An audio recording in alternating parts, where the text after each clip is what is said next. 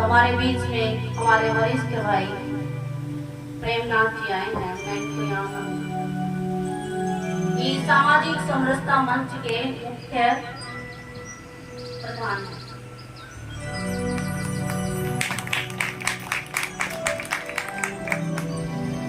बोलिए कृष्ण कन्हैया लाल सांवरिया सरकार की। अभी कन्हैया की बाल लीलाओं का चित्रण चल रहा है और एक बार की बात है, बलराम ने कहा कि मैया कन्हैया ने मिट्टी खाई है। तो मैया ये विचार करती है कोई और आके कह देता तो मैं इस बात को स्वीकार नहीं करती, लेकिन जब बलराम कह रहा है तो इसने जरूर मिट्टी खाई है। तो मैया ने कन्हैया से कहा कि मुंह खोल के दिखा। कन्हैया ने मुंह खोला तो उसमें क्या था, पूरा ब्रह्मांड उनके मुंह के अंदर था। देख करके मैया तो क्या हो गई, बिल्कुल हैरान हो गई। इतनी ज्यादा हैरान हो गई कि सारा का सारा ब्रह्मांड यानी खुद भी मुंह के अंदर है। ये देख करके कि कन्हैया जो है ये तो कुछ कोई अवतार है, लेकिन अपनी मैया की बात को इस बात से विस्मृति देने के लिए उन्होंने पुनः अपना बाल लीला का रूप बना लिया। और इसी तरह से इसी क्रम में गोपियां भी कई बार उलाना लेकर के आई हैं। एक बार तो बहुत सारी गोपियां इकट्ठी हो गई और लाला को माखन खाते खिलाते हुए पकड़ लिया। सारे के सारे बाल गोपाल साथ में हैं और कहती हैं आज तक यशोदा मैया ने कभी नहीं माना कि कन्हैया हमारे घर में चोरी करता है मक्खन की। आज तो मानना पड़ेगा, मैं इसका हाथ पकड़ के ले चलती हूँ। तो एक गोपी जो थी उसने हिम्मत की और गोपियों की हिम्मत नहीं थी कि कन्हैया का हाथ पकड़ करके और यशोदा मैया के पास ले जाए। तो ज्यादा चतुर बनती थी वो, उसने कन्हैया का हाथ पकड़ा और चल पड़ी। कन्हैया पीछे पीछे, बाल गोपाल सारे पीछे पीछे। सभी सोचने लगे आज क्या होगा, आज कन्हैया कौन सी युक्ति रचाएगा। तो वो इतना बड़ा घूंघट किए हुए थे। उसने कहा मैया तनिक मेरी दूसरी उंगली पकड़ लो, ये मेरी उंगली दुखने लगी। और कन्हैया ने उसी के छोटे देवर की उंगली उसके हाथ में पकड़ा दी। बोलिए कृष्ण कन्हैया। खुद जाकर के घर के अंदर और अपने घर की कोठरी में, आज तो मकान को कोठी बोलने लगे, मैंने कोठी बना रखी। तब हमारे कमरों को ही हम कोठरी बोलते थे, वही बहुत अच्छी थी। क्योंकि आज पक्के मकान तो हो गए हैं लेकिन उनमें इतना सुख नहीं है जो कच्चे मकानों में सुख था। बोरी बिछा के सो जाएं तो भी अच्छा है और डबल बेड के गद्दों पर भी नींद नहीं आती। तो वो कोठरी के अंदर भगवान जाकर के घर में छिप गए। अब वो हाथ पकड़ के चली आ रही है और यशोदा मैया को आके कहती है मैया ये ले तेरा कन्हैया। मैया अंदर से आती है क्योंकि कन्हैया तो पहले ही मिल ली है मैया से अंदर। तो मैया कहती है तू किसको पकड़ के लाई है, मीना लाला तो घर के अंदर है। बोले नहीं यार तो मैं सच में पकड़ के लाई। बोले ठीक, बोले जरा घूंघट उठा के देख तो ले, पकड़ किसको रखा है। तो पकड़ रखा है अपने ही देवर को। तो वो हैरान हो गई कि ये भी कैसे हो गया। और भगवान अंदर से हंस रहे हैं, सारे बाल गोपाल भी हंस रहे हैं। फिर वो सारी गोपियां एक बात तो जरूर कहती हैं कि यशोदा तेरे लाला में ऐसी कोई खासियत है, तू कोई ना कोई कपड़े ऐसे पहनाती है इसको कि इसको उन कपड़ों की रोशनी में हमारा मक्खन घर में कहाँ रखा है वो भी दिख जाता है। और पता नहीं नहीं इसकी आंखों में क्या चमक है, अंधकार कर दे तो भी इसको अंधेरे में भी दिखता है, इसकी आंखों में पता नहीं क्या ज्योति है, और कैसे तू कपड़े पहनाती है। तो मैया यशोदा कहती हैं कि मेरे घर में मक्खन की कमी नहीं, रोज मैं निकालती हूँ, और इतना सारा मक्खन है, तुम ले जाओ भले ही, कितने ही बाल गोपाल खा ले, कहीं भी बांट दो, तो चोरी करने क्यों जाएगा, जाता तो था। क्योंकि गोपियों की मनोकामना पूर्ण करने के लिए कन्हैया जाते जरूर थे। तो गोपियां भी क्या रहती थी, लालायित रहती थी कि कब कन्हैया आए और मैं कब क्या करूं, कब हम इसको मक्खन खिलाएं, कब ये हमारे बीच में आए। बोलिए कृष्ण कन्हैया लाल सांवरिया। आज गीत भी ऐसे ही चलेंगे और बातें भी सारी ऐसी चलेंगी।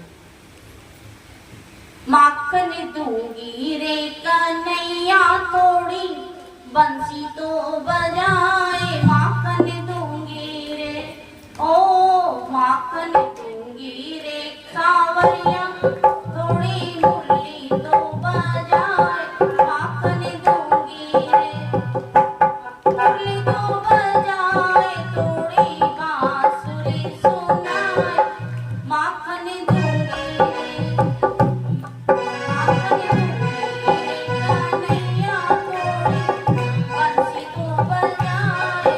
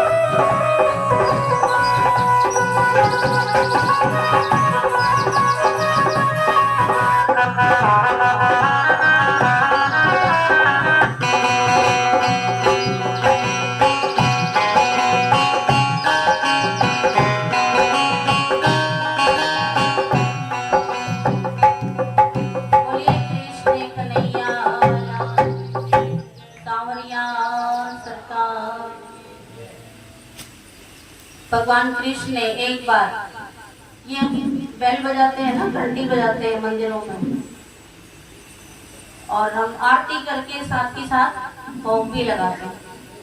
आप ही माताएं लड्डू गोपाल को रखती होंगी, तो जब भोग लगाती हो तो घंटी बजाती हो। तो भगवान कृष्ण ने घंटी से कहा एक बार, जब मैं माखन चुराऊं और बाल गोपालों को खिलाऊं तो तुम बजना मत। भगवान हाथ ही लगाएंगे माखन के तो बजे तो घी हो, तो तब वो नहीं बजी। जब भगवान ने अपने मुंह में मक्खन डाला तो घंटी एकदम बज गई। तो भगवान ने कहा कि मैंने मना किया था, बजना नहीं है। तो बोली भगवान, मैं अपने आप को नहीं रोक पाती, आपके भोग लगेगा तो मैं बजूंगी ही बजूंगी। बोलिए कृष्ण कन्हैया सांवरिया। और ऊपर से भगवान शिव भी एक जोगी का वेश धारण करके भगवान के दर्शनों के लिए आए थे, और यशोदा मैया ने मना किया था, ये भजन भी है। तो यशोदा मैया के मना करने पर भगवान कृष्ण का रुदन बढ़ गया। तो बच्चे को रोता देख करके भगवान शिव को भी भगवान कृष्ण के दर्शन मैया को कराने पड़े। बोलिए कृष्ण कन्हैया। ये किस्सा भी बहुत बड़ा है, लेकिन कथा कुछ लंबी है। हम चाहते हैं कि सभी का थोड़ा थोड़ा वर्णन किया जा सके। एक विप्र ब्राह्मण नंद बाबा के घर पर आते हैं, तो यशोदा मैया को कहते हैं कि मुझे भगवान का भोग लगाना है, तो मैं खीर स्वयं बनाऊंगा। मैया कहती है ठीक है, हमारे पास कोई कमी नहीं है, आप बनाइए। तो भगवान के भोग के लिए विप्र ब्राह्मण ने स्वयं खीर बनाई और हाथ जोड़कर निवेदन किया कि हे प्रभु परमेश्वर, आप आकर के इसका भोग लगाएं। जब भी विप्र निवेदन करते हैं तभी कन्हैया आते हैं और उसकी खीर को अपने मुंह में डाल लेते हैं। विप्र की आंखें खुली, देखा कि वो तो बच्चे ने क्या कर दिया, जूठा कर दिया, वह हमारे भक्षण की लायक तो है नहीं। तो मैया ने दोबारा सामग्री दी, फिर बनवाया, फिर भी ऐसा ही हुआ। 3 बार ऐसा हुआ जान करके तब विप्र ने ध्यान दिया कि कारण क्या है। जब भी मैं उसको बुलाता हूँ तो ये आगे सारी खीर को झूठा कर जाता है, ये है कौन? तब उनको ये साक्षात्कार हुआ कि यही पर ब्रह्म है जिसको तुम याद कर रहे हो, वही बाल गोपाल के रूप में ये भगवान कृष्ण है। तब उन्होंने उस खीर का भक्षण कर लिया। जिसको मैं भोग लगाना चाहता हूँ वो स्वयं आकर के भोग लगा रहे हैं, इससे ज्यादा और मुझे चाहिए ही क्या। इस प्रकार भगवान की लीलाएं और भी हैं, थोड़ी और बड़े हुए, कुछ शरारत करनी प्रारंभ कर दी। तो मैया ने चाहा कि कन्हैया को हम औखली से बांध दें। कन्हैया आगे आगे, मैया पीछे पीछे, ऐसे चक्कर लगा रहे हैं। चक्कर लगाते लगाते कन्हैया पकड़ाई में नहीं आए और मैया चक्कर खा के गिरने को हो गई। तब भगवान ने विचार किया कि अब तो पकड़ाई में आना ही ठीक है। मैया ने कहा आज तुझे ओखली से बांधूंगी। तो ओखली से बांधने का प्रयास किया तो जितनी भी रस्सी हो उतनी ही फिर बार बार इतनी सी छोटी पड़ जाती, गांठ लगती नहीं। आखिर जब मैया थक गई इस काम में भी, इस प्रयास में भी, तो भगवान कृष्ण स्वयं उस ओखली के उसी रस्सी से बंध गए। बोलिए कृष्ण कन्हैया वो तो बंधन मुक्त है, वो कैसे बंधन में आएगा? वो बंधन में नहीं आ सकता। उसे हम भी बांधना चाहें तो वो बंधेगा नहीं, वो हमारे बंधन में आने वाला नहीं। हम उसको याद कर सकते हैं, उसका स्मरण कर सकते हैं, लेकिन हम उसे बांध नहीं सकते। किसको? कन्हैया को। मैया ही नहीं बांध सकी तो और तो कोई बांधेगा कैसे? जिस समय भगवान बंधे हुए थे उस समय भी वो अपनी कार्रवाई से पीछे नहीं हटे।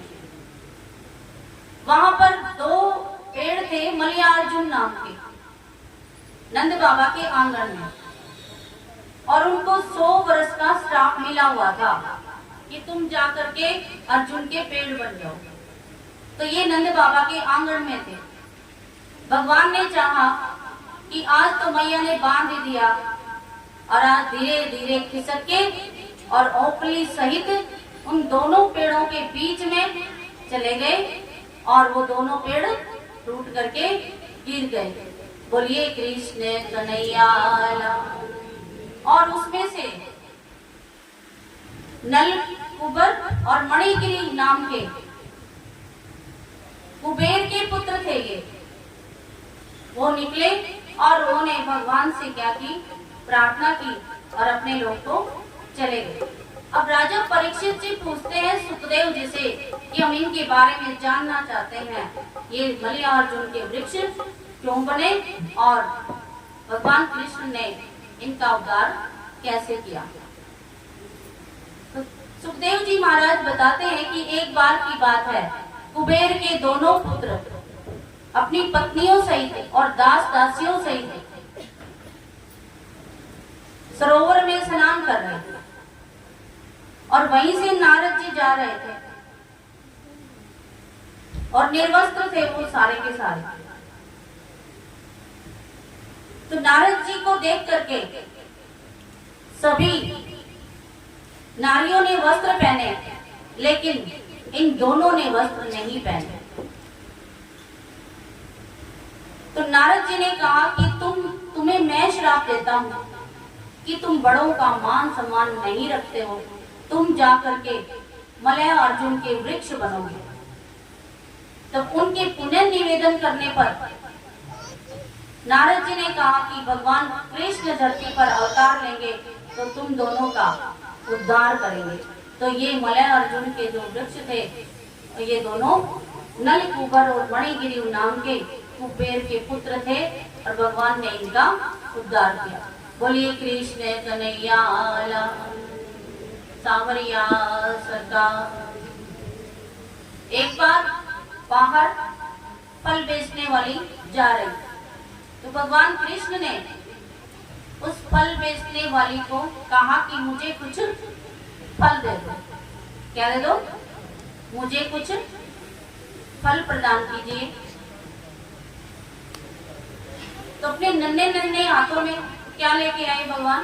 पहले ये रिवाज था कि अनाज के बदले में सामान लेते थे, तो भगवान भी अपनी अंदर से थोड़ा सा अनाज लेकर के आए और उनको प्रदान किया, और फल थे जो वो उन्होंने ले लिए।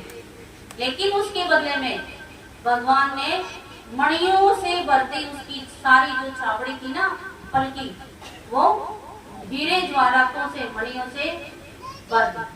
बोलिए कृष्ण कन्हैया। अब उसको फल बेचने की जरूरत पड़ेगी क्या? नहीं ना।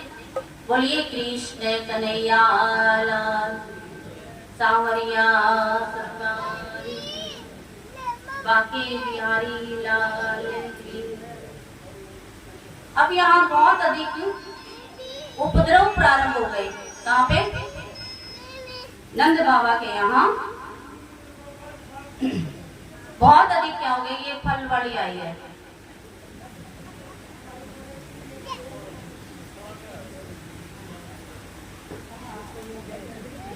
भगवान क्या देगा? हीरे मोती भी देगा, फल भी देगा, सबको सब कुछ देगा। तो ये बोलिए कृष्ण कन्हैया लाल, सांवरिया सरकार। नंद बाबा के यहाँ बहुत अधिक उपद्रव प्रारंभ होने के कारण एक बार नंद, उपनंद और सभी ने ये विचार किया कि हमें इस स्थान को छोड़ देना चाहिए। क्यों? क्योंकि यहाँ पर ज्यादातर उपद्रव बढ़ गए हैं। क्योंकि सज्जन व्यक्ति उपद्रव वाले स्थान पर नहीं रह सकता। जहां उपद्रवी लोग रहते हो वहां सज्जन रहेगा नहीं, वो स्थान छोड़ देगा। तभी तो लोग वन में चले जाते थे तप करने के लिए। तो इसलिए सबने प्रोग्राम बनाया कि कहाँ जाया जाए। वृंदावन एक स्थान है, वहां हम चले और वहां जाकर के निवास किया जाए। वहां पर सुरक्षित स्थान है, वहां कोई इस तरह का उपद्रव नहीं होगा। तो सबको यही कहा कि चलो छकड़ों में अपने गोरस को और अपनी गायों को लेकर के, थोड़ा बहुत सामान था उनके पास, कोई ज्यादा नहीं था। आज भी आप नंद बाबा के गांव में जाओ ना, तो छोटे छोटे मकान है, ऐसी कोई बड़ी वो बात नहीं है। आप ध्यान से देखना चाहिए, बीड़ी बीड़ी गलियां हैं और छोटे छोटे मकान। तो थोड़े में ही खुश रहते थे। तो उन्होंने सोचा जैसा यहाँ है वहां भी क्या है, हम उपवन में रह लेंगे। वहाँ वृंदावन में घास फूस है, गायों के खाने का चारा है, वहां जाकर के हम रहना प्रारंभ कर दें। जब वृंदावन में जाते हैं तो वृंदावन में भगवान गौओं को चराने जाने की हट करते हैं और मैया को कहते हैं कि मैया मैं भी गाय चराने के लिए जरूर जाऊंगा। मैया मना करती है कि इतने सारे ग्वाल बाल हैं, तू क्या करेगा जाके। पहले ही राक्षस प्रवृत्ति के लोग बहुत घूम रहे हैं। कन्हैया ने उस दिन जिद उठा ली कि मैं तो जाऊंगा, आज तेरी माखन रोटी नहीं खाऊंगा, मुझे कुछ मत देना। तो मैया मजबूर हो गई। जैसे ही हमारे यहाँ बच्चे की नौकरी लगती है ना तो हम खुश हो जाते हैं, तो ऐसे ही मैया भी क्या हो गई, वहां यही नौकरी थी। ग्वाले गौवें चराने जाते थे और कोई काम नहीं था। तो ग्वालों के साथ मैया ने बलराम को भी भेजा और कृष्ण को भी भेजा और भाई को कहा कि भाई का ध्यान रखना। तो इस प्रकार से कन्हैया वहां धेनु चराने के लिए जाते हैं। वहां पर एक बछड़े के रूप में एक वत्सासुर नाम का राक्षस होता है। कन्हैया को तो पता था ना कि मैं नहीं जाऊंगा तो सारे गायों के बछड़ों को वो वत्सासुर मार देगा। इसलिए कन्हैया ने जिद्दी ठानी। हालांकि वो जिद्दी बच्चा नहीं था, फिर भी जिद करके वो कहा गए, ग्वाला बन करके ग्वालों के साथ गए। तो जो बछड़े के रूप में वत्सासुर था उसको कन्हैया ने पहचान लिया और पैरों से पकड़ करके उसको क्या कर दिया, घुमा दिया और देख करके जमीन पर मारा।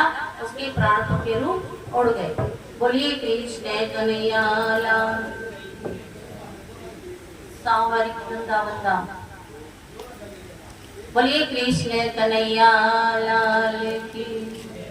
एक भजन के बाद श्री वृंदावन धाम अपार, रटे जा राधे राधे। श्री वृंदावन धाम अपार, रटे जा राधे राधे। रटे जा राधे राधे, जपे जा राधे राधे। रटे जा राधे राधे, जपे जा राधे राधे। श्री वृंदावन धाम अपार, रटे जा राधे राधे। राधा सब वेदन को सार, रटे जा राधे राधे। बोलिए सारे। राधा अलबेली सरकार, रटे जा राधे राधे। रटे जा राधे राधे, जप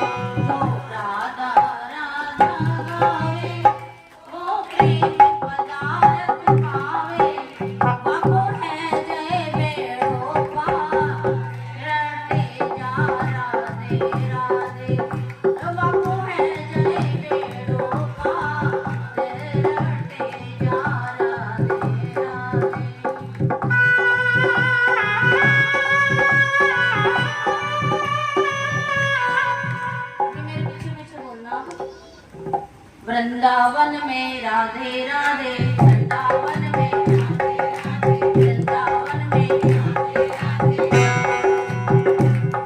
बंसी वट पे, बंसी वट पे, राधा कुंड पे, श्याम कुंड पे, परिक्रमा में, वृंदावन में, जीवन में,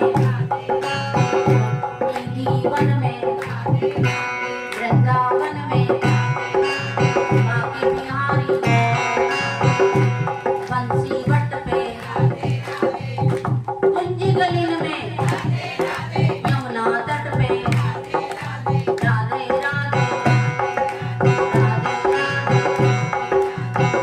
वृंदावन धाम अपार, रटे जा